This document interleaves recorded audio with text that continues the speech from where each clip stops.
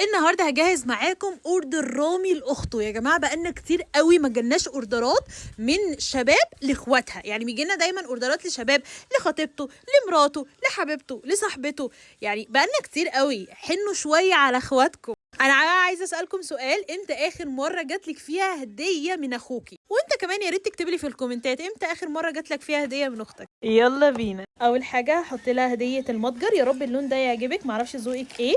وكمان حلويات المتجر، ويا ريت بقى لو كان الكارت بتاع المتجر بتاعنا كمان لونه ازرق يبقى ماتشي قوي. بصوا يا جماعه، هو طلب ليها البوكس بتاع سينس من لافير. البوكس ما شاء الله زي ما انتم شايفين بيجي لكم كده بالشكل ده، بيبقى عباره عن 3 منتجات. تعالوا اوريه لكم من جوه. شيك قوي قوي قوي، وريحته اللهم بارك ثابته موت. برفيوم وبادي كريم وبادي سبلاش.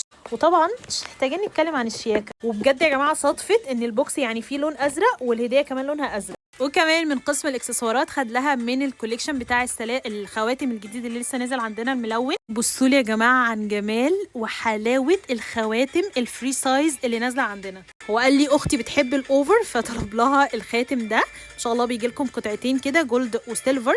وطلب لها كمان الخاتم ده انا افكر اخده ليا.